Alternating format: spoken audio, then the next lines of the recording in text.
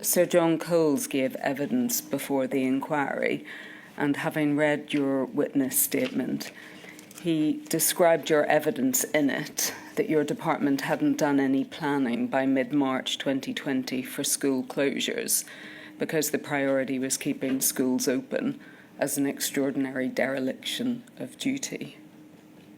Do you agree with that assessment? No, I think what was interesting about modules 1 and modules 2 of the inquiry was what government had been going through was, I thought it was a process that there'd been for long-term planning in terms of dealing with the pandemic and putting actions in place all the way through to try and get things right into terms of how we thought a pandemic would be. And that was sort of examined in Module 1. I think in Module 2, I think there were failures. There are failures that were demonstrated.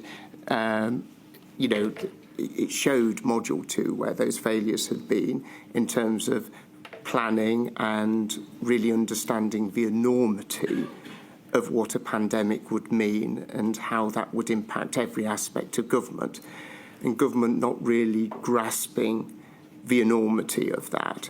And I think that was reflective in the DFE.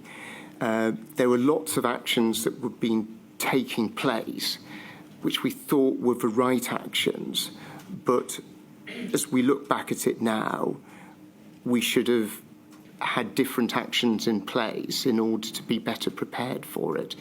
So I readily accept that there were many mistakes that were made both pre-start of the pandemic and in those early stages of the pandemic, because I don't think the DFE was any different to the number 10 or the Cabinet Office or other departments that were leading the way in terms of dealing with that pandemic.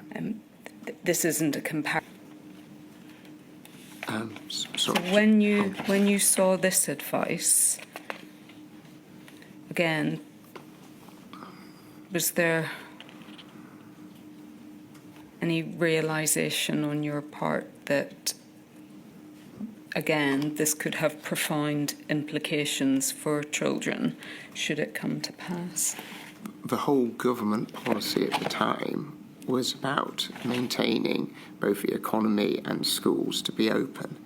And I do not believe that the significant weight was attached to maybe the scientific advice that should have been, that would have then informed and changed the approach that policymakers, both civil servants and politicians, would have had in relation to dealing with this. So you accept that there's no issue with the scientific advice that was being given.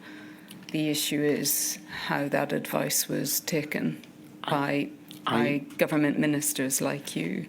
I don't think it's probably my place to sort of, as not a scientist, to sort of judge the quality of scientific advice. And there's an immense amount of scientific advice, a lot of it which was excellent, some of it which wasn't always as strong. But I think everyone, in that February period, wasn't putting. I think this was what we saw repeatedly in Module 2, that the weight wasn't put on to that sort of emerging scientific evidence that did clearly prove to be right, and didn't put enough weight onto it. And the whole focus and emphasis of government wasn't probably sharp enough in terms of dealing with that. And that was the case in my department, of which I'm sorry for, because I readily accept that, I was Secretary of State, and it was my responsibility, and you know, I would, you know, understand that, you know, with the benefit of knowing what we know now, I would have certainly wished to do things in a very, very different manner. Forgive me. The reason why I'm focusing on this, and the reason why it might be everyone totally understood as to how this was going to change everything. I recall being in meetings where this is sort of a cabinet meeting where the question was asked about, you know, face masks and such like, and the idea of wearing a face mask seemed so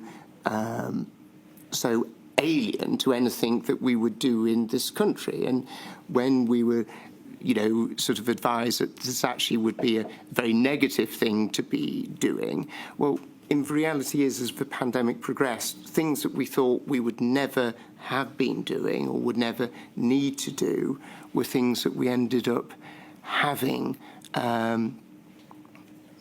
to do. And I think the whole government and my department itself should have had a clearer sense and understanding of just how things that we could never believe would have been possible were going to be the things that we were going to have to do. And ideally, you would have had this done in 2013, 2014, 2015, where every action that you take doesn't either feed a narrative or, you know, press speculation, because it's been done in the calm of no pandemic. But in light of the fact that that sort of pathway wasn't there, we should have, right across government, understood the significance much better and bitten the bullet and made those plans in a way that would have helped later on.